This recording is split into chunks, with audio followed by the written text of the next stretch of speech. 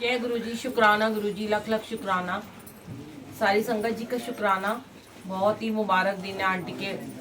बाहर जरा मना कर दो, आवाजें आ रही हैं। का सत्संग कराया है, उन्होंने शुक्राने का सत्संग करवाया है। थैंक यू गुरु जी, आप आए तो बहुत सारी संगत को लेकर आए हो। तो आज का सत्संग ना शायद आप लोगों के लिए है, मुझे लगता है, जो पहली बार इस सत्संग में आए हैं। देखो, नया पुराना वैसे कोई नहीं होता, कोई भी नहीं होता नया पुराना। गुरु जी की संगत, सब गुरु जी की संगत होती है। हाँ, लेकिन जो फर्स्ट टाइम आते हैं संगत में, उनको पता होना चाहिए कि सत्संग होता क्या है। आप लोग आए, देखो मैं आपको ये नहीं कह रही, मैं आपको कोई कंप्लेंट नहीं कर रही हूँ, क्योंकि आपको पता ही नहीं है। जो पहली बार सत्संग में आते हैं, नई संगत है ना, उन्हें पता ही नहीं होता कि हम कर क्या रहे हैं। आंटी सारे वीडियो नहीं बनाओ, बाद में कर लीजिए आंटी प्लीज, यही मैं आपको समझाने लगी हूँ। अभी सुन ही नहीं रहे आप लोग। यहाँ पे मन की मर्जी नहीं चलती संगत जी। सत्संग के एक नियम होते हैं, गुरु जी के सत्संग के खास नियम होते हैं। आप लोग समझते हो हम जा रहे हैं, माता रानी का कीर्तन हो रहा है, चौकी हो रही है, जगराता हो रहा है, चलो चले जाएंगे, जब मर्जी जाएंगे, जैसे मर्जी बातें करेंगे, बैठेंगे पीछे बैठ के गपशप करेंगे। यहाँ गुरु जी के सत्संग में आप गॉसिप करने के लिए नहीं आते हो। ये आपके जो गुरु जी है ना, जिनको हम जय गुरु जी कहते हैं, ये कर्म कटवाने का एक बहुत ही सरल जरिया है। आप लोग समझ लो इस बात को कि हमारे कर्म, हम जिंदगी भर अपने कर्माज में ही घूमते रहते, हमारे कर्म नहीं कट सकते, कभी नहीं कट सकते। गुरु जी ने हमें सत्संग बख्श दिया। पहले तो सत्संग ही नहीं होते थे, बड़े मंदिर लोग जाते थे। बड़े मंदिर में आप देखो कि मर्यादा जो है ना, बड़े मंदिर में जो लोग जाते हो, वही मर्यादा का पालन हमेशा अपने सत्संग में जाके किया करो। आप बताओ, आपको जब बड़े मंदिर में वहां जल प्रसाद देते हैं स्टील के गिलास में, कोई ऐसा पैकेट नहीं होता, पूरा का पूरा पीना होता है, पूरी आखिरी बूंद तक पीना होता है और फिर ग्लास वापस लेते हैं। फिर जब आप जाके बैठ जाते हो, वेट करते हो मंदिर के अंदर जाने की, कभी कभी आप शिव जी के पास बैठे होते हो मूर्ति के, वहां पे आपको कांच के गिलास में चाय प्रसाद मिलता है। अब वो चाय प्रसाद आपको सबको लेना ही पड़ता है। मैं आपको सरल भाषा में समझाती हूँ कि गुरु जी का जो मंदिर है, गुरु जी हमारे सब कुछ हैं। गुरु जी हमारे डॉक्टर भी हैं, गुरु जी हमारे प्रिंसिपल भी हैं, वो हमारे टीचर भी हैं, वो हमारे जज भी हैं, वो हमारे वकील भी हैं। जब बहुत साल पहले जब मैं बड़े मंदिर में जाती थी, तो तब मैंने एक सत्संग डाला था, बहुत पुराना सत्संग है, यूट्यूब पे मिल जाएगा आपको, कि गुरुजी ने ही डलवाया था कि गुरुजी का जो मंदिर है, मुझे वो एहसास होता था जब मैं बहुत बीमार थी। हम में से कोई ये नहीं कह सकता आप लोग कि आप बीमार नहीं होते, कभी तो बीमार होते हैं। बीमारी है, दुख है, कोई परेशानी है, सब तो सुखी नहीं है, सब तो स्वस्थ नहीं है ना। तो बीमार हो जब हम होते हैं, तो गुरुजी हमारे उस टाइम सुपर स्पेशलिस्ट, हमारे डॉक्टर बन जाते हैं। तो जब हम मंदिर में जाते हैं, अब आप बड़े मंदिर तो नहीं बैठे, अब गुरुजी ने आपको सत्संग में भेजने की सेवा बख्शी है, आपकी सेवा है, इसको सेवा समझा करो। आगे से कभी सत्संग में जाओ ना, सोचो हम एक सेवक भाव से जा रहे हैं। सत्संग सुनने की सेवा, सत्संग में मर्यादा में, अनुशासन में, डिसिप्लिन में बैठने की सेवा, सत्संग में पूरा का पूरा लंगर प्रसाद, चाय प्रसाद खाने की सेवा। अब जब मंदिर के अंदर आप सत्संग में एंटर हुए, आपने गुरुजी के चरणों में माथा टेका, इट मीन्स कि गुरुजी ने आपकी नब्ज देख ली है। ध्यान से सुनना, आपको नहीं समझ में आएगा, यूट्यूब पे डाल दूंगी, दोबारा सुन लेना, फिर इसको किसी और को भी शेयर करना जो आपको कभी नई संगत मिलेगी। नब्ज देख ली, अब नब्ज देख के, नब्ज देखी, गुरुजी ने पहचान लिया कि तुम्हें क्या क्या प्रॉब्लम्स हैं, क्योंकि वो अंतर्यामी है। फिर आपको जब बिठाया तो आपको जल प्रसाद दिया गया। अब वो जल प्रसाद क्या था? थर्मामीटर लगाया, बुखार देखा, बीपी चेक किया, ऐसे होते डॉक्टर के पास जाते हैं। अब जब उन्होंने आपका बीपी चेक किया तो पता चला कौन किसका ब्लड प्रेशर हाई है, किसका लो है, किसका नॉर्मल है। अब उसके हिसाब से गुरुजी आपको ट्रीटमेंट देते हैं। ठीक है, चाय प्रसाद जो है सबसे पहला, जैसे कि समझ लो, कोई ये समझ ले कि एक मीठी दवाई है, कोई ये समझ ले जिसने कभी चाय नहीं पी है, कड़वी दवाई है। जब हम किसी डॉक्टर के पास जाते हैं, आप कभी भी बीमार होते हो, डॉक्टर के पास जाते हो, क्या डॉक्टर से कभी आर्ग्यूमेंट करते हो, बहस करते हो आप कि हम ये दवाई नहीं खाएंगे, हम ये वाली नहीं खाएंगे, ये कड़वी है, ये मीठी है, ये पाउडर है, ये नहीं लेना? जो आपको डॉक्टर देता है, अगर आयुर्वेद वाले के पास जाओगे, एलोपैथिक जाओगे, होम्योपैथिक जाओगे, जो भी वो आपको दवाई देगा आपको लेनी पड़ेगी। अगर आप नहीं लोगे तो आप बीमार रहोगे। स्वस्थ जरूरी सारे बीमार हो। आप कहोगे हम तो बीमार ही नहीं आंटी, हमें क्यों कह रही है।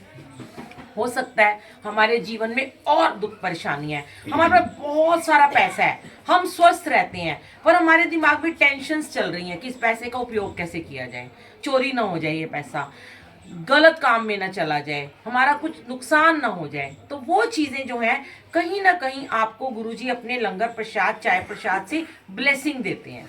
अब आपने बड़े सारी आंटियां आज कह रही हैं हमने तो कभी चाय नहीं पी जिंदगी में। माना आपने कभी चाय नहीं पी। मेरे बच्चे जब पहली बार में मंदिर गए थे तो वो भी चाय नहीं पीते थे। मेरी बेटियां भी चाय नहीं पीती थी, पर जब उनको कहा कि इसको मेडिसिन समझ के पी लो, दवाई समझ के पी लो, आपको पीना पड़ेगा। आप डॉक्टर के पास आए हो, हम कंपाउंडर हैं, डॉक्टर हमें कह रहा है, कंपाउंडर को बोल रहा है कि इनको बोलो ये वाली, इसको पहले। कभी भी आप देखो छोटी छोटी बातें हैं, ये बड़े आपके काम आएंगी। हम कई बार आइस टेस्ट कराने जाते हैं, हमारी आंखों के अंदर एक दवाई डाल दी जाती है जिससे हमें धुंधला धुंधला दिखाई देना शुरू हो जाता है 2-3 घंटे के लिए। फिर हमारी आंखों का चेकअप होता है। कई बारी आपको मैं इसकी महिमा इसलिए बताना चाहती हूँ, जो अब नई संगत जो भी सुनेंगी, कई बार क्या होता है हमारी ईसीजी होने वाली होती है, हमें पता ही नहीं होता। हम सत्संग से निकले, हम घर से बाहर गए, हमें हार्ट अटैक हो गया, या हमारे दिल की धड़कन बढ़ गई, या हमें पसीने आने लगे, हमें हमारे घर वाले हॉस्पिटल ले गए, चेकअप कराया, इसकी ईईजी कर दो, इसकी ईसीजी कर दो। अब पता चला तो अच्छे वाले थे हम, ये क्या हो गया। अब मैं आपको बताती हूँ आपको प्रसाद कैसे ब्लेस करेगा। आपने वो प्रसाद अगर खाया था तो जो भी आपके ऊपर एक दुर्घटना होने वाली थी, समझ लो आपको हार्ट अटैक होने वाला था, तो वो आपका हार्ट अटैक एक छोटा सा स्टंट डाल के उसको हटा देंगे गुरुजी। वो आपका हार्ट अटैक होने से बच जाओगे। और अगर आपने उसी प्रसाद को अगर आपने गुस्से में खाया, जबरदस्ती खाया था, तो स्टंट डलेगा। बुरा ना मानना, सबके लिए नहीं कह रही, सबको आंसर अपने मिलेंगे। अगर बेमन से खाया होगा तो वो स्टंट डलवा के उसको ठीक कर देंगे।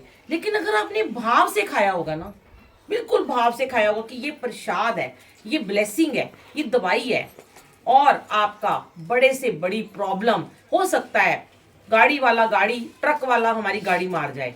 आपने ऐसे ऐसे मैं आपको सत्संग सुना सकती हूँ कि जो लोग सत्संग से निकले, भाव से उन्होंने सत्संग को सुना, गुरबानी को सुना, पूरा प्रसाद खाया। यहाँ पे कोई व्रत नहीं होता, यहाँ महाशिव की गद्दी लगी हुई है, यहाँ व्रत नहीं टूटेगा आपका, याद रखना, कभी नहीं टूटेगा। गुरु के दरबार में अगर आपने खा लिया व्रत रख के तो नहीं टूटेगा, आपको कोई पाप नहीं लगेगा। ये आपने अगर प्रसाद खाया, आपका व्रत था और आपने फिर भी सेवादार के ऐसे प्रसाद खा लिया, तो जो ट्रक वाला आपकी गाड़ी को मार के जाएगा, आप बिल्कुल सुरक्षित बच जाओगे, क्योंकि गुरुजी ने आपके ऊपर ऐसे हाथ रखा होगा, बचा लेंगे वो आपको। लेकिन प्रसाद की बेकदरी, प्रसाद की बेअदबी नहीं करनी होती है। कभी इधर दे दिया, कभी उधर दे दिया, कभी शॉल में रख लिया, कभी इधर छुपा लिया, ये क्या है। यहाँ पे ये कोई लड्डू प्रसाद, ये कोई कचौड़ी, ये कोई बिस्किट कुछ नहीं है, ये दवाई है। आप गुरुजी के मंदिर में दवाई लेने आते हो, अपने कर्म कटवाने आते हो, अपनी बीमारियों को, अपनी प्रॉब्लम्स को ठीक कराने आते हो।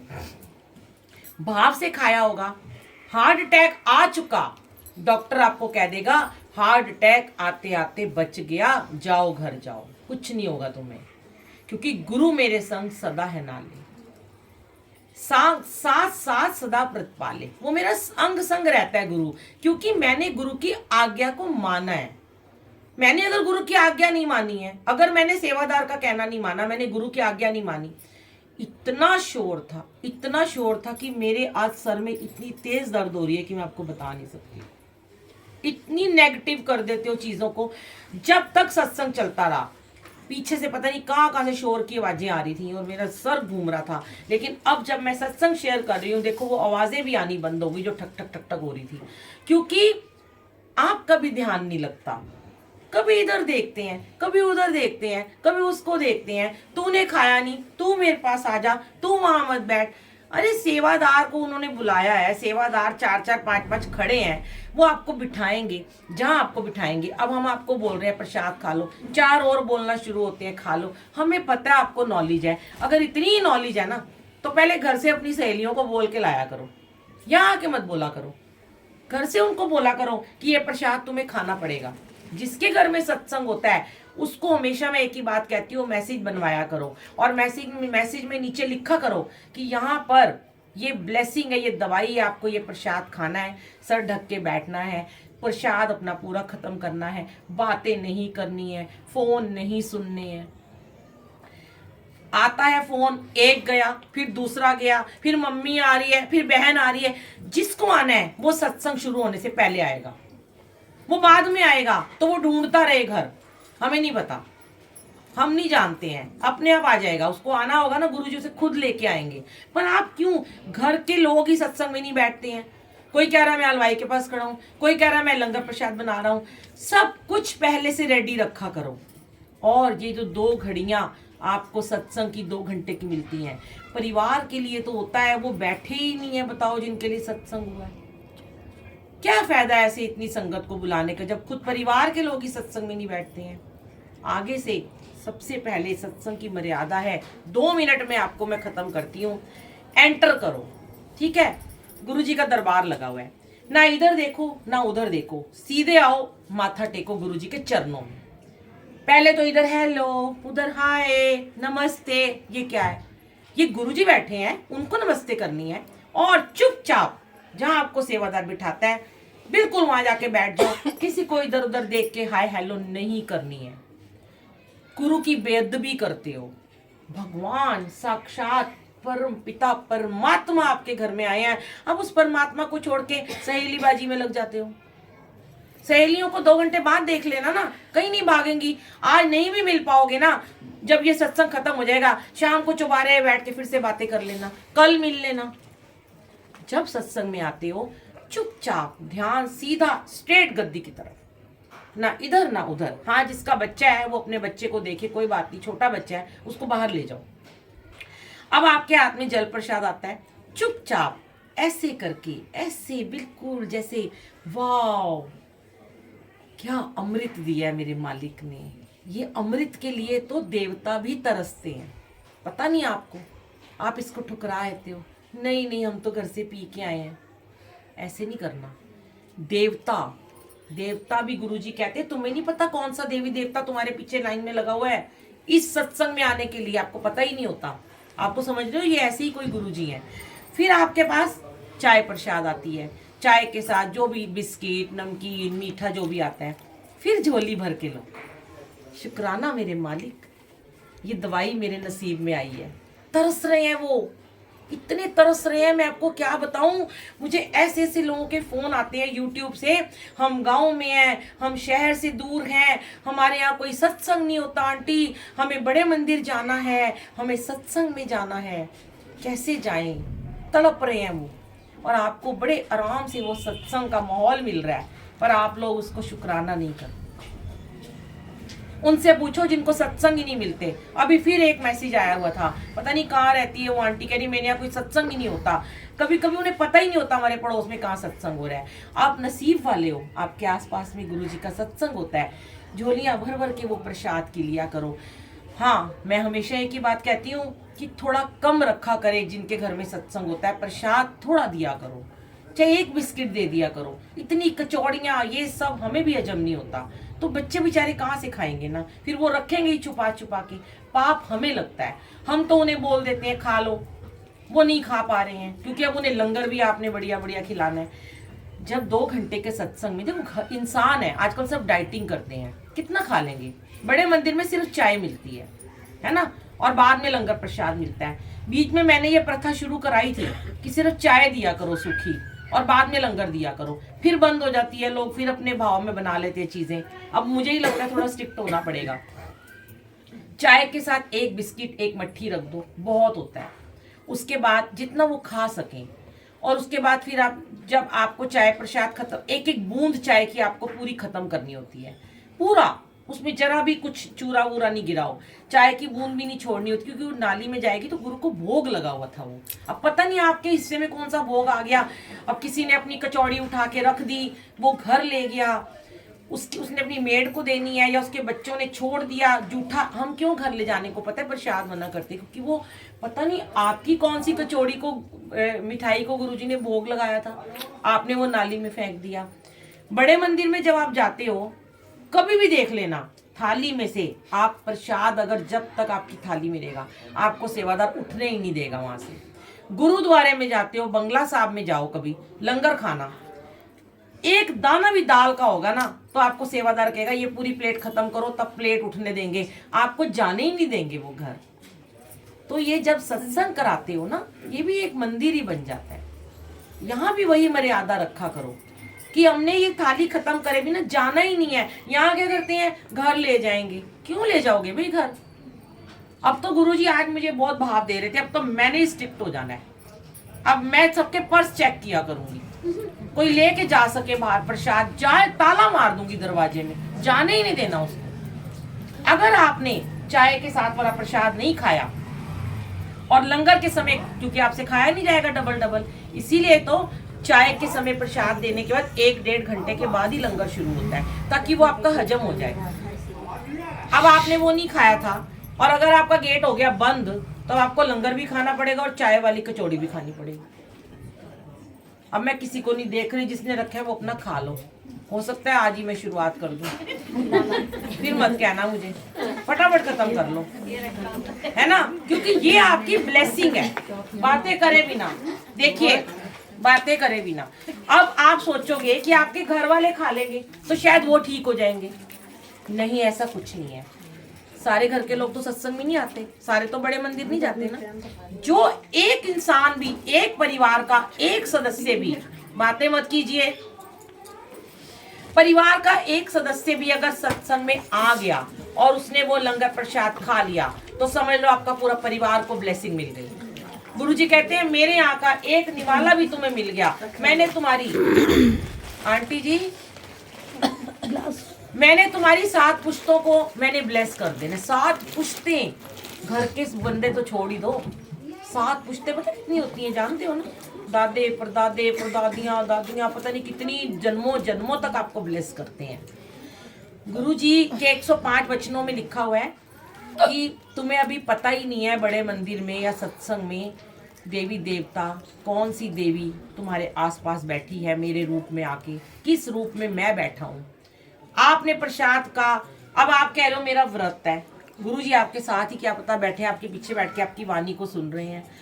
गुरुजी कहते हैं व्रत जो होता है ना, सबसे बड़ा, जब महाशिव आपके साथ बैठ गया है, यहाँ पे मना नहीं करते गुरुजी व्रत रखने को आपको। गुरुजी ने सिर्फ करवा चौथ का व्रत मानने किया औरतों के लिए। वो कहते हैं बड़ी इमोशनल होती है, बड़ा प्यार करती है अपने पतियों को, चलो करवा चौथ का सिर्फ व्रत रख लो, बाकी कोई व्रत मत रखा करो। हमारे यहाँ सेवादार आते हैं, अमृत वेले में आते हैं, सत्संग में आते हैं, सब ने एकादशी पूर्णमासी सब ने छोड़ दिए। अगर रखते भी हैं तो आके जो लंगर मिलता है वो खा के जाते हैं, पूछ लो, और उनके वारे न्यारे हो रहे हैं, कभी उन्हें कोई दुख नहीं है। उल्टा वो जहाँ पे थे ना, जो जमीन पे थे ना, वो अर्शों पे पहुंच गए, आकाश में पहुंच गए उस लंगर को खाने के बाद। अब लंगर खाया, लंगर खाने के साथ ये नहीं कि अब ये सोचना है आपने, अब उल्टा सोच लोगे, मेरे सत्संग का मतलब निकालोगे। आंटी ने कहा लंगर खाना है तो हम एंड में जाके पहुंचेंगे, 2 से 4 का सत्संग है तो हम 3:30 जाएंगे, वो लंगर आंटी ने कहा था जरूर खाना है। नहीं, जब सत्संग शुरू होता है तो जो गुरबानी चलती है, पूरा भजन गुरबानी शब्द, उसको सुनना होता है। एक्चुअली में तो वो ब्लेसिंग होती है। वो खाया, चाय पी, पानी पिया, जल पिया, भजन सुने, जब जैसे जैसे गुरबानी यहाँ जाती जाएगी ना, आपके अंदर की मैल साफ होती जाएगी। खुरच खुरच के उस बर्तन को, काला पड़ा जो भांडा है, हमारा बर्तन है जिसमें बरसों की मैल चिपकी हुई है, जंग लग गई है, ये गुरबानी गुरुजी यहाँ बैठ के उसको खुरच खुरच के साफ कर देते हैं, बिल्कुल क्लीन कर देते हैं और हमें पॉजिटिव कर देते हैं। फिर जब हम उसके अंदर ये लंगर प्रसाद खाते हैं तो सोचो हम कैसे नहीं ठीक होएंगे, हमारी प्रॉब्लम्स कैसे नहीं खत्म होएंगी। आप लोगों में से ही बड़े सारे लोग कहते हैं आंटी हम रोज सत्संग में जाते हैं, हम रोज सेवा करते हैं, हम डेली जाते हैं बड़े मंदिर, पर हमारे कर्म नहीं ठीक हो रहे, प्रॉब्लम्स वैसी की वैसी हैं। क्यों है? क्योंकि आप अभी पूरी तरह आपने समर्पण नहीं किया हुआ, सरेंडर नहीं किया हुआ। जिस दिन इनको 100% सरेंडर कर दोगे, जिस दिन सोचोगे कि ये हमारी पूरी सेवा लगनी चाहिए, जैसे जैसे सेवादार कहते हैं वैसे वैसे करना है। आज के बाद गुरु जी के आगे प्रॉमिस करके जाओ। पहला प्रॉमिस, जो गुरु जी को बिल्कुल आंटियों की ये बात पसंद नहीं है कि वो बहुत बातें करती हैं। गुरु जी कहते हैं आंटियों को मैं बहुत जल्दी ब्लेस करता हूँ, क्योंकि वो हमेशा ना सिर्फ अपने और अपने बच्चे और अपने पतियों के लिए मांगती हैं, अपने लिए कुछ नहीं मांगती, बड़ी भोली होती हैं, पर ये बड़ी बातें करने वाली होती हैं, टॉकटिव होती हैं, चुप नहीं होती हैं। तो चुप रहना सीखो, थोड़ा सा मौन में रहना सीखो। 2 घंटे, मैं तो बहुत बार बताती हूँ कि मौन व्रत जरूर रखना चाहिए। आपको मौन व्रत रखने का समय नहीं ना मिलता, घर से मौन व्रत रख के निकलो, 2 घंटे मौन व्रत रहेगा, भी हमसे कोई बात ना करे, ना हमें कोई फोन करे, देखना आपको कितना आनंद आएगा, आपका कनेक्शन बनेगा। और जैसे जैसे अभी सत्संग शुरू हुआ था, 2-3 आंटियों की एकदम आंखों से पानी बह गया था, अमृत वर्षा हुई थी। वो कनेक्शन होता है, वो जल जो बहता है ना आंखों से, वो सबकी आंखों से बहना चाहिए। कि जब आप गुरबानी को सुनते हो आंखें बंद करके, अगर आपका ध्यान नहीं लगता, आंख खोल के लगता है इधर देखूं उधर देखूं, तो प्लीज आंखें बंद कर लिया करो। और अगर आपको ऐसा लगता है कि आंखें बंद करके आपको नींद आती है, तो कोई बात नहीं, आने दो, नींद भी मान्य है यहाँ पे। पर आपकी आंखें बंद है, आप ध्यान में मगन, ध्यान में चले गए, ध्यान अवस्था में आप चले गए, मेडिटेशन में चले गए, तो आपकी आंखों से देखना, आप एक बार अजमा के देख लेना, 2 शब्द सुनोगे, तीसरे शब्द में यूं पानी बहना शुरू हो जाएगा, वो सारी गंदगी बाहर निकलेगी और प्योरिटी आएगी, पॉजिटिविटी आएगी। वो प्योरिटी, वो दिव्यता, वो चाहिए गुरु जी को बस, और कुछ नहीं चाहिए। जय गुरु जी।